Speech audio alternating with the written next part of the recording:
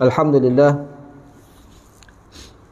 nahmaduhu wa nasta'inuhu wa nastahdihi wa nastaghfiruh wa na'udzu billahi min shururi anfusina wa min sayyiati a'malina may yahdihillahu fala mudilla lahu wa may yudlil fala hadiya lahu asyhadu an la ilaha illallah wahdahu la syarika lahu wa asyhadu anna Muhammadan abduhu wa rasuluh.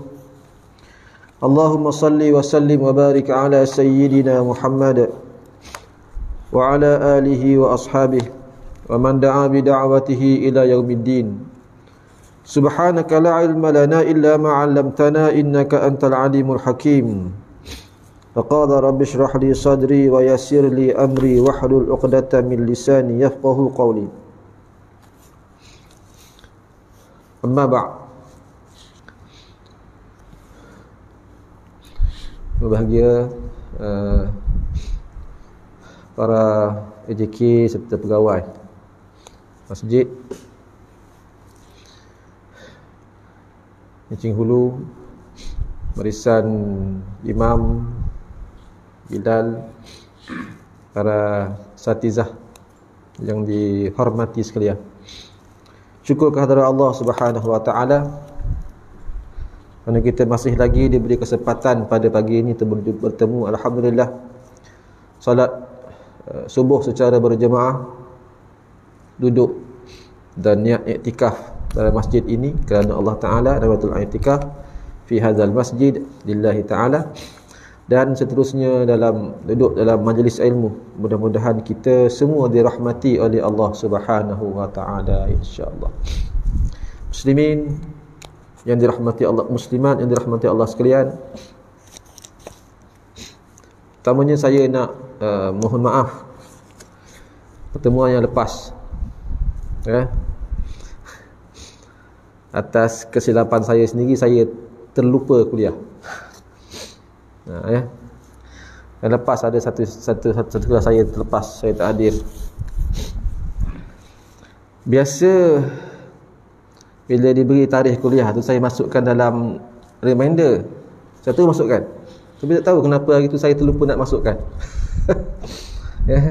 Langsung saya terlupa. Dia mohon maaf lah. Subuh tu barulah ada beberapa orang yang telefon. Jadi itulah mohon maaf dah lagi sekali. Baiklah muslimin muslimat yang dirahmati Allah sekalian, Allah Subhanahu wa taala ada berfirman, walanabluwannakum bisyai'in minal khawfi wal ju'i wa naqsim minal amwal wa basyiris sabirin alladzina idza asabatuhum musibah qalu inna lillahi wa inna ilaihi raji'un. Dan kami, nescaya kami akan menguji kamu. Apa ujiannya? Sesuatu daripada ketakutan. Kita merasa takut kepada musuh, segerun kepada musuh dan sebagainya lah. Takut.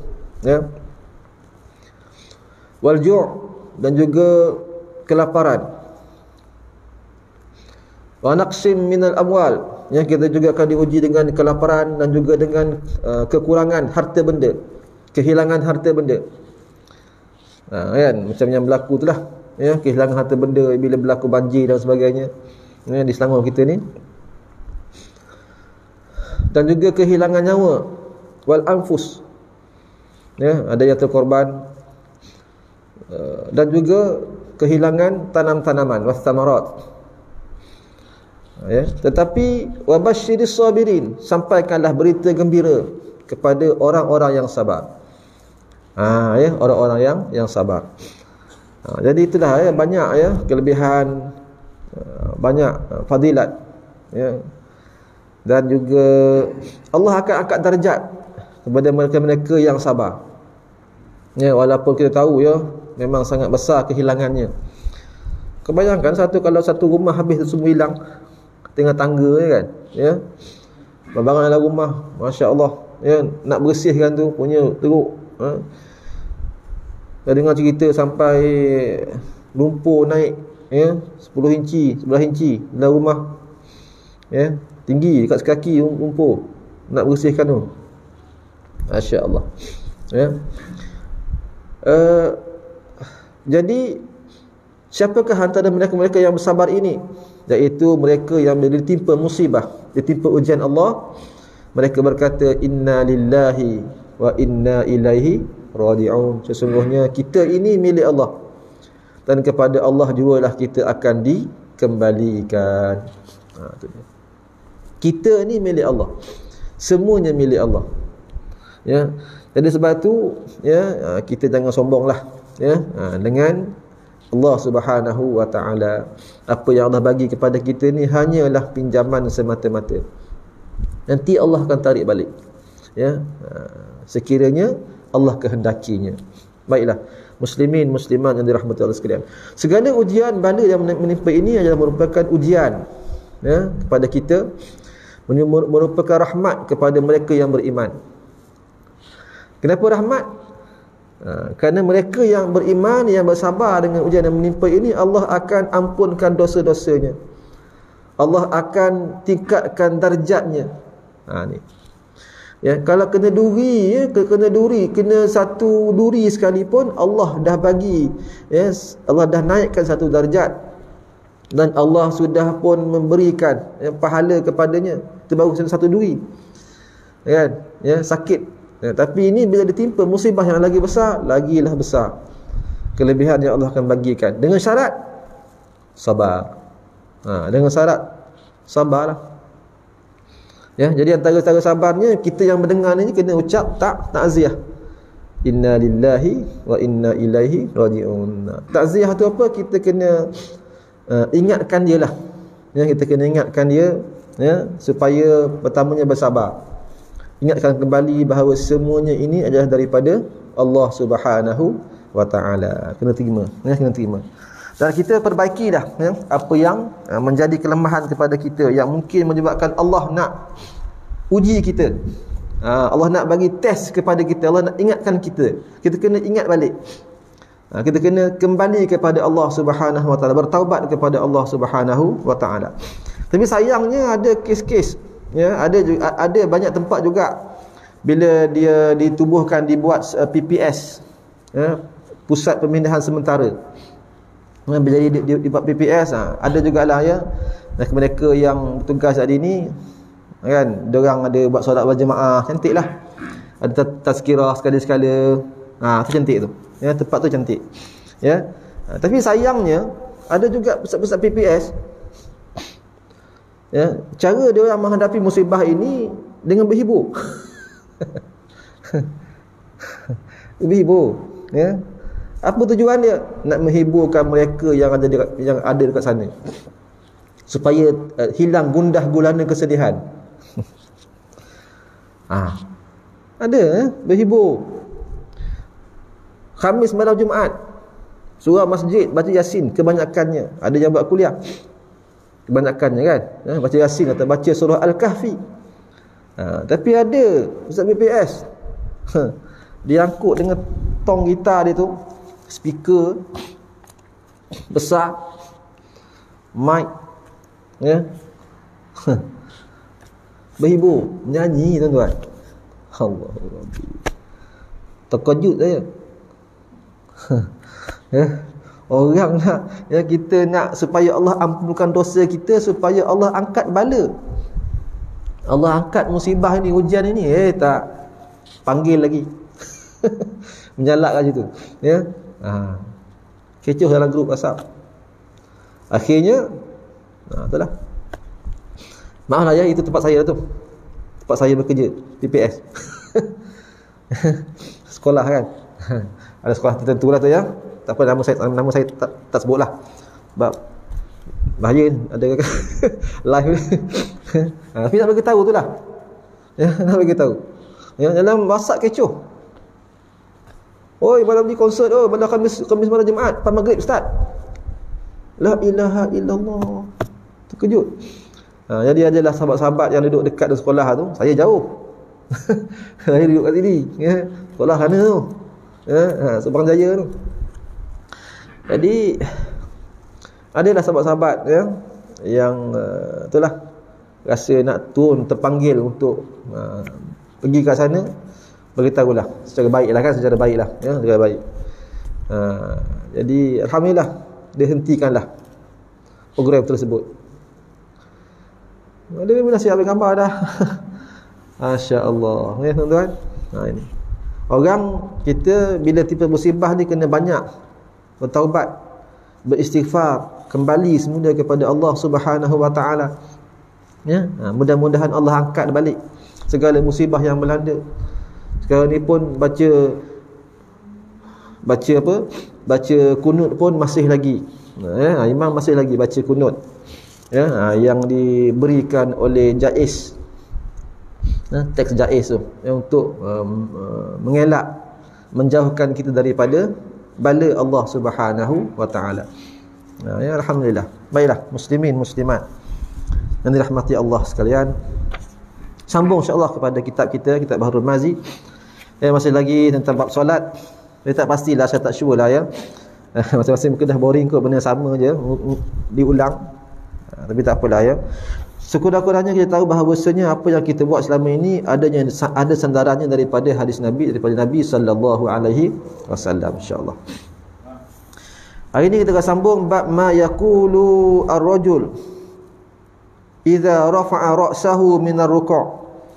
Ya, iaitu barang yang dikata oleh seseorang apabila bangkit ia mengangkat kepalanya daripada rukuk. Macam dah laju saya ni. Ketahuilah kiranya saudaraku, inilah puji-pujian yang dibaca dalam rukuk. Maka sayugia seseorang jangan meninggalkannya, kerana ianya adalah amalan Nabi kita sallallahu alaihi wasallam yang tidak ada ia meninggalkannya. Jadi bacaan dalam rukuk ni hukumnya adalah sunat. Zikir dalam rukuk ni hukumnya adalah sunat. Sebab tu di sini gesaan kitab ini ya, kitab yang disyarahkan oleh Syekh Muhammad Idris Al-Marbawi ini ya, daripada hadis-hadis Sunan At-Tirmizi, hadis-hadis riwayat Imam At-Tirmizi ya. Dia menggesa supaya kalau boleh jangan ditinggalkan. Kerana ianya juga tak ditinggalkan oleh Nabi kita sallallahu alaihi wasallam, walaupun ianya perkara sunat. Kata Imam At-Tirmizi, an Ali bin Abi Talib qala, kana Rasulullah sallallahu alaihi wasallam idza rafa'a ra'sahu min ar-ruku' qala. Diriwayatkan daripada Sayyidina Ali bin Abi Talib karramallahu wajhah, ya, Allah memuliakan wajahnya, ataupun juga kita boleh kata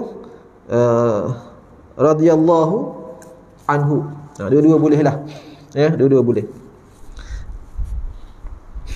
Katanya adalah Rasulullah sallallahu alaihi wasallam mengucap ia apabila ia akan kepalanya mengucap ia apabila mengangkat ia akan kepalanya tatkala bangkit daripada rukuk, katanya sami Allahu liman hamidah rabbana lakal hamdu mil'as samawati wa mil'al ardi wa mil'a ma bainahuma wa min ma syi'ta min syai'in ba'.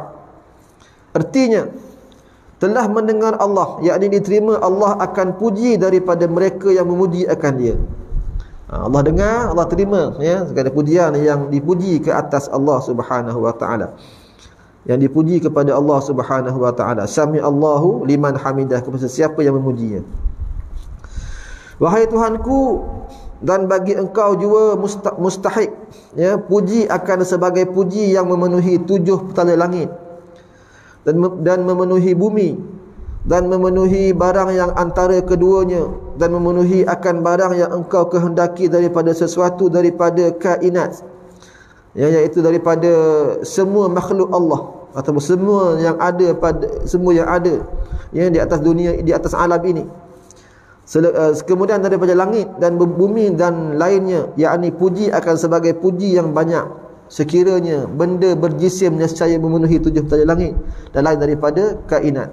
Baik, muslimin muslimat yang dirahmati Allah sekalian, hadis ini merupakan hadis hasan ya, lagi sahih Dan pada bab ini juga ada juga hadis yang sama juga diriwayatkan daripada Ibnu Umar, daripada Ibnu Abbas, daripada Abi Ubay Aufa, daripada Ibnu Abi Ubay, daripada Abi Sa'id Al-Khudri, dan juga lain-lain. Jadi hadis ni hadis hasan lagi sahih. Baiklah. Jadi ini antara zikir yang dibaca bila kita mengangkat kepala daripada kita rukuk. Ya sami Allahu liman hamidah, Rabbana lakal hamd. Itu bacaan yang biasalah, bacaan yang biasa. Dan bagi mereka yang menghafal, bagi mereka yang menghafal bacaan zikir yang selepasnya, iaitu mil'as samawati wa mil'al ardi wa mil'a ma bainahuma wa mil'a ma syi'ta min syai'in ba'. Bolehlah meneruskan bacaan tersebut kerana ia ada dalilnya daripada Nabi kita sallallahu alaihi wasallam. Masalah mengangkat kepala daripada rukuk dan hukumnya. Kata Abu Isa At-Tirmizi, bermula amal atas ini hadis dalam masalah yang dibacakan tadi itu di sisi setengah daripada ulama, dan dengan dia dah berkata Imam Syafi'i, katanya diucap akan ini dalam sembahyang fardu dan juga sunat. Dan setengah berkata daripada ulama daripada ahli Kufah, diucap akan dia pada sembahyang sunat dan tidak diucapkan dia pada sembahyang fardu. Yang tu pun ada khilaf jugalah. Tapi dalam mazhab kita Syafi'i, boleh dibaca dalam solat fardu maupun dalam juga solat sunat. Kata Imam Syafi'i dalam kata Al-Um, dan mengucaplah imam dan makmum dan yang sembahyang berseorangan pada waktu mengangkat kepala mereka itu daripada rukuk akan lafaz sami Allahu liman hamidah. Bila nak rukuk, itu kita untuk pergerakan imam yang lain, kita ada takbir intiqal, takbir intiqalat, takbir perpindahan, Allahu Akbar, perpindahan rukun. Perpindahan rukun daripada bermula dengan takbiratul ihram, Allahu Akbar, turun kepada rukuk, Allahu Akbar. Kemudian untuk bangun daripada rukuk, mengangkat kepala daripada rukuk, ini dia. Perpindahannya dengan berzikir sami Allahu liman hamidah. Sami Allahu liman hamidah. Dan kemudian bila dah berdiri tegak tu, maka diucapkanlah Rabbana walakal hamdu. Dan jika diucapkan dengan kata Allahumma Rabbana lakal hamdu, boleh juga. Ini ada dua. Satu Rabbana walakal hamdu, yang kedua Rabbana lakal hamdu. Dua-dua boleh, dua-dua ada sandarannya daripada hadis Nabi sallallahu alaihi wasallam. Yang satu tu ada waw, yang satu lagi tu tak ada waw. Dan bermula ucapan pertama itu menurutkan sebagaimana suruh Nabi sallallahu alaihi wasallam dengan dia, itulah yang lebih suka kepadaku. Allahumma Rabbana lakal hamdu. Ini yang lebih suka. Subhanallah. Dan jikalau berkata seseorang,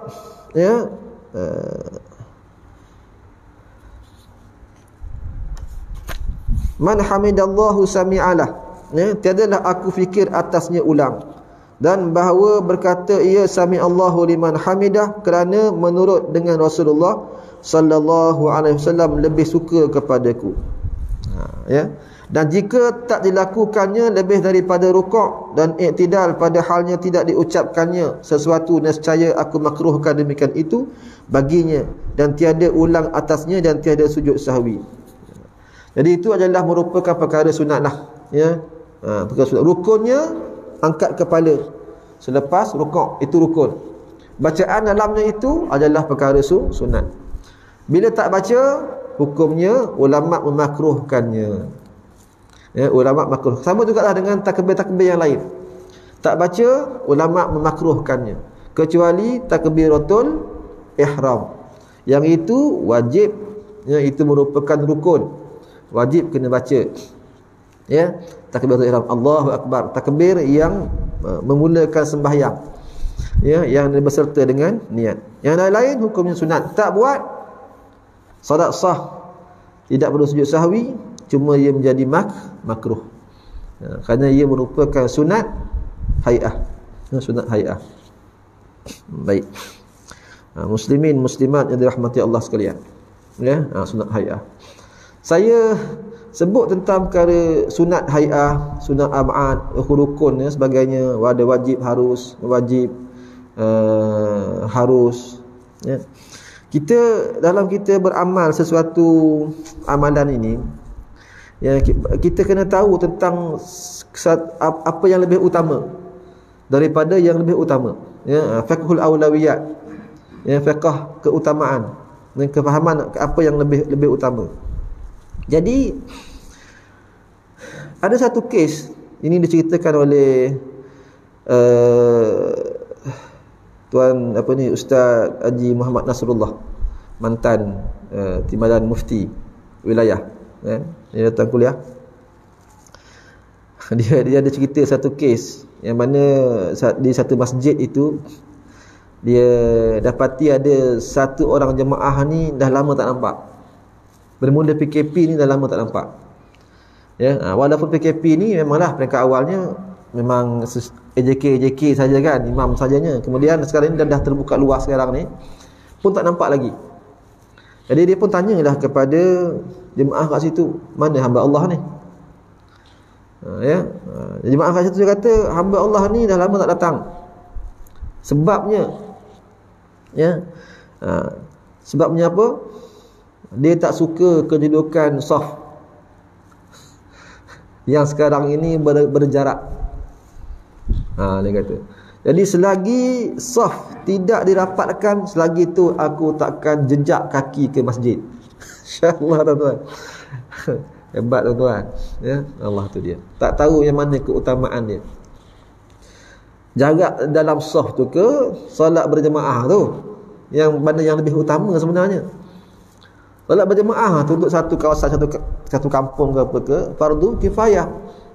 Atas individu itu sunat muakkad ya, hukumnya ya, berbanding dengan meluruskan saf ya, merapatkan saf. Merapatkan saf ini perkara sunat. Adakah solat kita batal? Tak batal ya, tak batal kalau kita dengarkan saf, tak ada masalah, boleh je ya. Cuma luput fadilat berjemaah ya, kurang pahala berjemaah kerana tidak merapatkan saf. Itu keadaan normal tuan-tuan. Ini keadaan yang tidak normal ya, berlaku darurah. Jadi bila fatwa kebangsaan atau fatwa satu dunia ini memang dah ya, ulama-ulama ni diorang dah bersepakat, diorang dah mencari solusi dan sebagainya, dah bersepakat dan sebagainya untuk menjarakkan saf ini ya. Dia dah jadi satu fatwa yang baru, yang diterima pakai ya. Mudah-mudahan ya, kerana dengan perkara tadi ini ya, walaupun dijarakkan kerana mengikut fatwa-fatwa ini, insya-Allah ya, pahalanya juga adalah sama. Kerana sudah pun difatwakan, ulama dah memberi pandangan, pahalanya insya-Allah sama kerana ad-darurah ya, keadaan darurah. Tu dia. Jadi kalau ad-darurah ini pun tubihul mahdhura ya, ini juga boleh mengharuskan perkara-perkara yang haram, apatah lagi ya kalau perkara yang sunat kan, perkara yang makruh lagilah, apatah tak ada masalah berbanding dengan hadir kita untuk solat berjemaah. Banyak kelebihan hadir solat berjemaah dekat masjid surau ni, banyak kelebihan ya. Kita ambil wuduk lebih awal di rumah, kita keluar daripada rumah, jarak perjalanan tu mendatangkan pahala. Solat kita baca berzikir naik ya, bila naik ke masjid ke surau, duduk solat sunat tahiyatul masjid ya. Lepas tu kita beri salam kepada sahabat-sahabat dalam surau yang masjid dan kita jumpa dengan senyuman, walaupun senyuman tak nampak kerana ada mask, tak apa, nampak senyumannya meleret di matanya yang berkedut. Senyum mata berkedut. Tak salah. Senyumlah. Kena pula yang tak ada gigi sekarang ni pun boleh senyum dengan sepuas-puas hati sebab pakai mask, tahu tak nampak gigi tak ada. Kan? Ya, tu dia. Allah. Banyak duduk pula dengan iktikaf dan sebagainya, dapat takbir bersama dengan imam, duduk pula di saf yang pertama, ya, didoakan keampunan oleh malaikat. Banyak kelebihannya. Kita bersilaturahim dan sebagainya, banyak. Tapi kerana satu benda yang kecil itu, yang sebenarnya tak ada kesan sangat pun dalam ibadah kita, kerana ia perkara sunat, tuan-tuan, ya, itu kalau keadaan normal.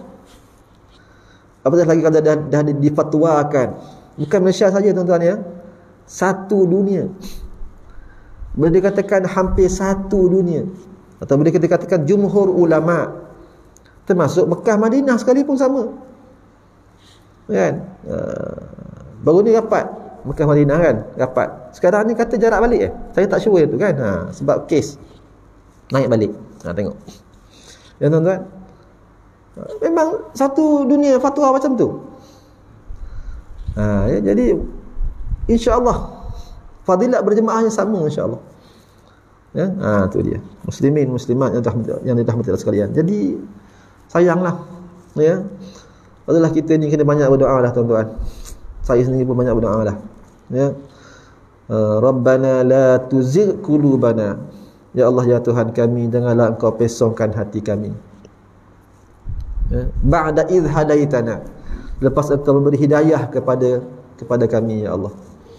Allah beri kita hidayah, Allah jadikan kita istiqamah, hadir, ya, solat berjemaah di masjid dan sebagainya, ya, di surau dan sebagainya, ya. Mudah-mudahan Allah kekalkan hidayah tersebut, kita menjadi kekal istiqamah melaksanakan solat secara berjemaah, mudah-mudahan, ya. Masuk jugalah sebut sekali lah, imam ke sama jugalah, ya. Sebab imam pun saya pun imam juga. Ustaz pun imam juga, ya. Ada isu imam, ya, hanya nampak mukanya bila bertugas. Bila tak bertugas, hilang muka, tak ada. Ya, jangan macam tu, ya. Jangan macam tu. Saya pun imam juga, sama juga, ya. Kena juga atas batas hidung saya. Bertugas tu ya datang. Ya, bila tak bertugas tu Allah. Tapi jelah, ya, mungkin ke tempat lain. Ya, mungkin ke tempat lain. Baiklah. Jadi, ya, mudah-mudahan kita diberi istiqamah lah, mudah-mudahan. Baiklah, muslimin muslimat yang dirahmati Allah sekalian. Jadi nak nilai sesuatu tu, nak buat sebarang tindakan itu, kena tengok mana yang lebih utama. Mana yang lebih utama, ya. Itu perkara sunat, tuan-tuan. Baiklah, sambung insya-Allah. Pukul apa? Saya lupa lah. 7 apa minit lagi?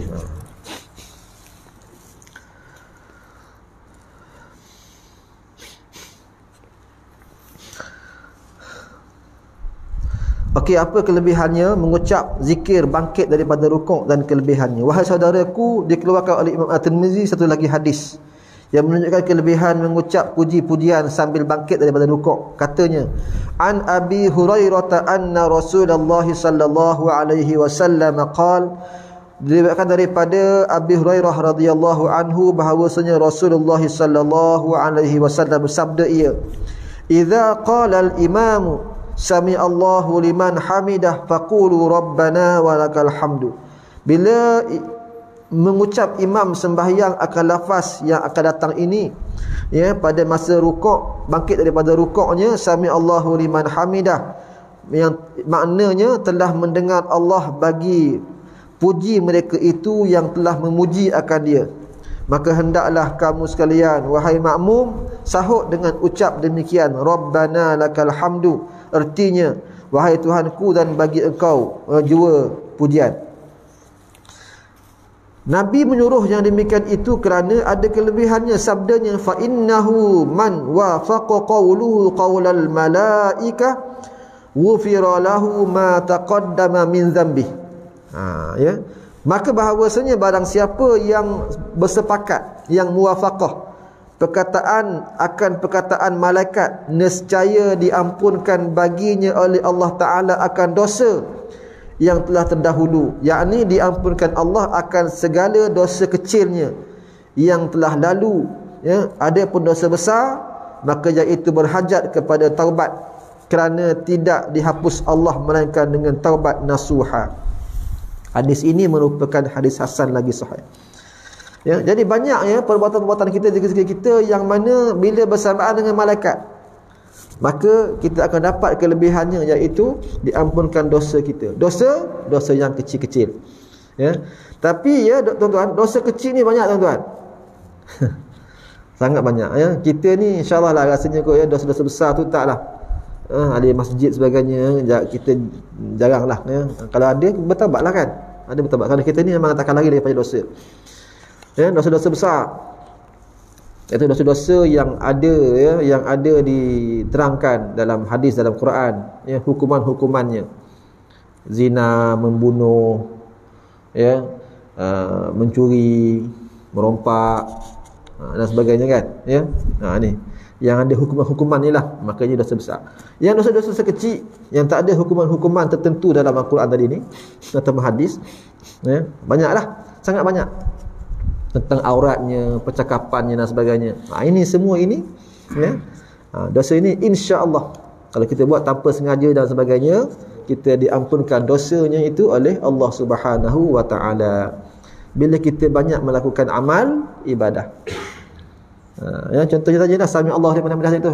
Bila bersamaan kita dengan malaikat, ya, Allah akan ampunkan dosa kita. Semua ini perkara gaib. Kita tak tahu. Kerana itu ia disampaikan oleh Rasulullah sallallahu alaihi wasallam. Sama juga bila kita ucap amin bersama dengan malaikat, sama dengan imam, kan? Samalah. Diampunkan dosa kita, ya, mudah-mudahan insya-Allah. Baiklah muslimin muslimat yang dirahmati Allah sekalian. Ada satu kes baru-baru ni dalam solat lah, ya, dalam solat. Kita masih lagi bab solat, kita sembang bab solat lah, ya. Kita nanti insya-Allah akan sambung lagi kepada hadis yang seterusnya, iaitu meletakkan kedua menghantarkan dua lutut sebelum, ya, daripada dua tangan pada sujud. Ya, hadis tentang meletakkan lutut, menghantarkan lutut terlebih dahulu, ya, sebelum kita sujud. Di sini ada hadis yang menceritakan letak tangan dulu, ada hadis yang menceritakan letak lutut dulu. Ya, insya-Allah kalau ada peluang lagi kita akan bertemu lagi lah pada masa akan datang insya-Allah. Saya nak bacalah ya, bercerita sikit tentang satu isu, iaitu berkenaan dengan bila solat berjemaah ini. Ya, ada ya beberapa cara untuk kita menyelesaikan masalah antara imam dan makmum. Imam dan makmum. Jadi ada satu kes, ya, ada sahabat-sahabat bertanya sebab dia ketika solat Isyak, ya, ketika solat Isyak di rakaat yang ketiga dia lupa, dia tak sedar pun sebenarnya itu rakaat yang ketiga. Imam takbir, dia pun duduk tahiyat akhir. Imam bangun, ya, mungkin dia khusyuk, ya, sampai dia tak sedar, ya, yang bahawasanya rakaat keempat kena bangun. Dia dah ingat itu rakaat yang keempat, dia duduk tahiyat akhir. Ya, antara satu puncanya itulah, tapi tak ada masalah sebenarnya, ini perkara sunat. Apa itu? Iaitu imam. Ya, imam dalam mazhab kita Syafi'i, ya, untuk lafaz takbirnya itu sunat. Dia sama panjang dengan pergerakan rukun. Rukun pendek, lafaznya pendeklah, Allahu Akbar 2 harakat. Rukun yang panjang dia akan bergerak mengikut rukun tersebut. Contoh daripada berdiri turun sujud, kan lama sikit tu kan, ya. Jadi lafaznya panjang sikitlah, Allahu Akbar panjang sikit, ya, dan boleh panjang sehingga 7 alif, iaitu 14 harakat. Ya, dalam kitab, ya. Jadi dalam mazhab kita Syafi'i hukumnya sunat. Tapi kalau orang-orang qori ni dia marah. Dia marah ni ya. Tapi itulah pendapat ulama lah. Pendapat ulama. Orang qori ni dia marah. Orang-orang Quran ni. Allah tu kan 2 harakat, mana boleh panjang lagi. Ya. Sedangkan ulama dah berijtihad dalam solat berjemaah khususnya. Imam sunat untuk dia memanjangkan lafaz tu sedikit ya, mengikut pergerakan. Betul-betul boleh rujuklah dalam kitab fiqh insya-Allah. Ada benda tu. Jadi lafaz tu jadi sepatutnya ya, daripada kita berdiri tu nak turun sujud Allahu akbar, dah letak kepala tu baru lambat. Baru cantik. Ataupun bila kita nak berdiri daripada sujud, nak berdiri rakaat seterusnya Allahu akbar, maknanya panjang lafaz sikit. Itu hukumnya sunat ya. Ingat bila sunat tak buat tak ada masalah ya. Tak ada masalah. Dan juga sebab dia ada khilaf ya, tapi dalam mazhab Syafi'i kita itulah dia. Apa tujuannya? Membantu sebenarnya. Kok ada makmum yang teralpa, terlupa. Sama juga ni. Imam baca takbirnya pendek. Allahu akbar masa berdiri tu. Kawan ni ingat tahiyat akhir. Tahiyat akhir dia orang. Tahiyat akhir dia. Ya, tapi dia pun tak tahu dah kenapa dia tak sedar jemaah lain. Mungkin mata penjam ke apa, tapi mana tu dah khusyuk lah. Khusyuk. Ya. Imam takbir Allahu akbar untuk rukuk. Baru dia rukuk. Baru dia sedar rukuk. Kelar kabut dia. Rukuk. La ilaha, dia pun bangun. Ya, bangun. Jadi apa dia nak buat? Di sini ada beberapa solution lah. Yang pertama ya, dia cubalah untuk terus kekal berjemaah bersama dengan imam. Jadi apa yang dia boleh buat? Dia boleh terus baca Fatihah sampai habis. Kerana dia lupa ini merupakan satu keuzuran. Dalam solat bila benda uzur boleh tertinggal 3 rukun panjang. Apa itu rukun panjang? Rukun panjang yang pertama i'tidal. Yang pertama rukuk. I'tidal rukun pendek, tak kira. Yang kedua sujud pertama. Duduk antara 2 sujud rukun pendek, tak kira. Yang ketiga sujud yang kedua. Itu rukun panjang yang ketiga tu, sujud yang kedua. Jadi kalau dia sempat habiskan Fatihah sebelum imam bangkit daripada sujud yang kedua, dia habiskan Fatihah, dia pun rukuk sebelum imam habis sujud yang kedua, imam bangun sujud yang kedua, maka dia dapat rakaat tersebut dan dia boleh kejar imam lepas itu, menyelesaikan rukun-rukun yang dia tertinggal. Satu. Keadaan yang kedua, andai kata dia baca Fatihah ya, imam dah turun sujud yang kedua, dia rasa tak sempat ni ya, dia baru ihdinas siratal mustaqim ya, imam dah turun dah ni sujud yang kedua ni, maka solusinya ialah sebelum yang bangun daripada sujud tadi tu, dia terus turun ya, dia tinggalkan Fatihah dia terus turun untuk sujud bersama dengan imam. So dia tinggal dah rukuk, tinggal i'tidal sebagainya, dia tinggal terus ikut imam sujud yang kedua. Rakaat itu tidak dikira. Ya, bila imam bagi salam, dia bangun semula tambah 1 rakaat. Ini kalau dia nak kekal secara berjemaah. Solution yang ketiga, niat mufaraqah lah. Niat mufaraqah, sembahyang seorang-seorang. Kalau dia confuse, kita kalau confuse dengan imam, itulah ya solution yang paling senangnya niat mufaraqah lah. Itu solusi yang paling senang. Ya, wallahu a'lam bis-shawab. Baiklah muslimin muslimat yang dirahmati Allah sekalian.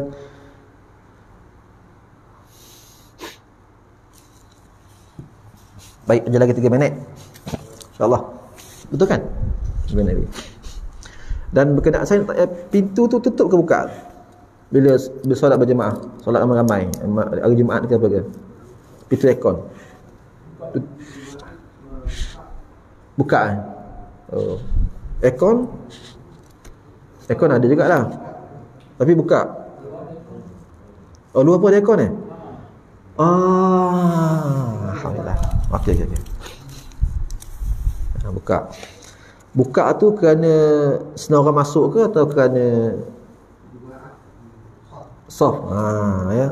Itu sedikit salah faham kita lah. Sedikit salah faham kita. Baik. Dia kalau dalam masjid yang sama, ini masjid, sebuah masjid, atap yang sama, masjid yang sama, ya. Walaupun ada pintu tertutup, tidak memutuskan sah. Ya. Sebab dalam masjid yang sama, kan? Sebab ni pun masjid kan, ya. Walaupun tertutup, tidak memutuskan sah. Mana apa tutup tu boleh buka. Jadi bila sembahyang pun tutup tak ada masalah. Yang tak bolehnya kalau kita berpalang paku. Memang tak dibuka yang tu. Yang tu baru tak sah. Ya. Boleh. Apa itu tak dibuka, itu tak boleh lah. Yang ni boleh, okey lah. Yang tak dibuka patutnya tak boleh, tapi sebab yang ni ada kan. Boleh, tak ada masalah. Jadi tu dia. Jadi maknanya saya nak bagi tahu, kalau ada pintu kita aircon kan, tak semestinya kita kena buka, boleh tutup. Sebab dalam satu masjid dia tak terhalang dengan binaan dan sebagainya, kecuali kalau ada pintu itu dipaku, tutup habis, memang tak boleh bukanya lah, ya. Tapi kalau boleh buka tak ada masalah, boleh tutup. Nak kunci pun boleh. Ya, tapi maknanya boleh tutup. Sebab dalam satu bangunan. Yang kena bukanya apa? Pintu kat luar belakang. Pagar tu. Yang kat belakang tu, pintu kat belakang tu. Pintu yang last tu, yang tu kena buka. Ya, pintu yang ke koridor tu. Yang tu kena buka. Ya. Sebab apa? Kalau ada jemaah yang luar dekat kawasan luar masjid, nak solat supaya saf tak terputus, fadilat berjemaah tu dia dapat. Ya, maka yang tu kena buka. Tapi yang dalam masjid tak ada masalah. Itu masalah faham tu. Dalam masjid pun dibuka agak. Ya. Dia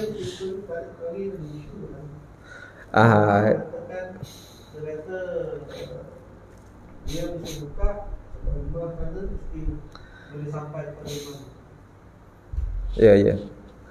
Ya. Sepatutnya macam itulah. Sepatutnya okey, yang pertama bila kita nak bergerak ke imam tu kita tak boleh berundur sebenarnya. Ya. Tapi bagaimanapun benda ni ada khilaf.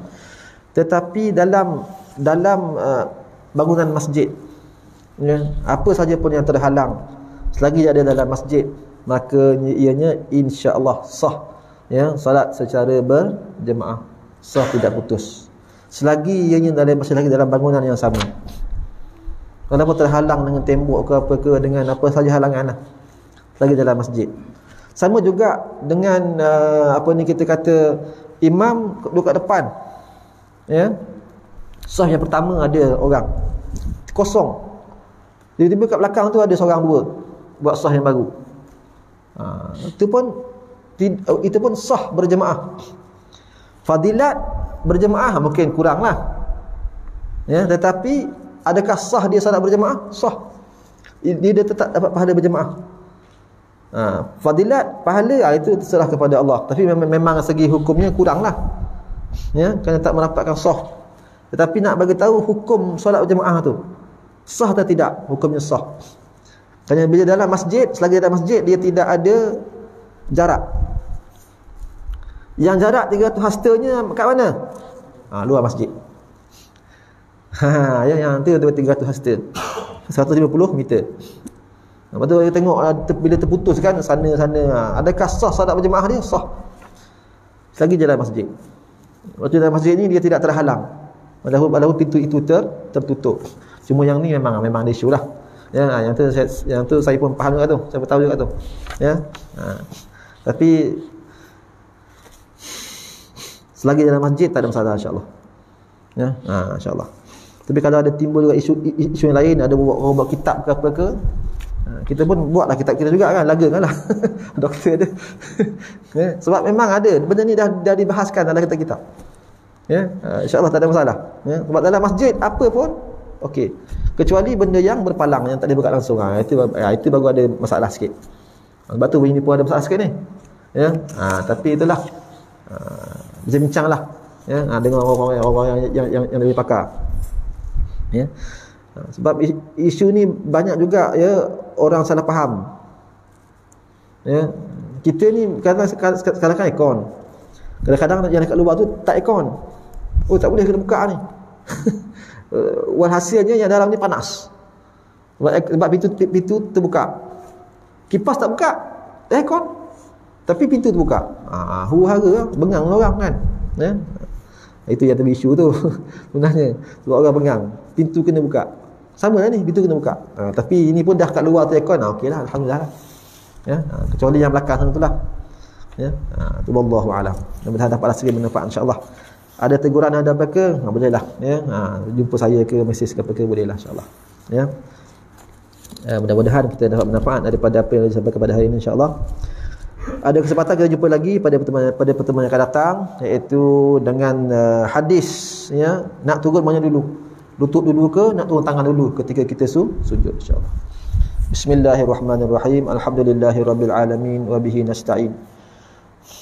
Allahumma salli ala sayyidina Muhammadin wa ala alihi wa sahbihi ajma'in. Allahumma anfa'na bima 'allamtana wa 'allimna ma yanfa'una wa zidna ilma. Allahumma faqihna fid din wa 'allimna at-ta'wil wahdina siratal mustaqim.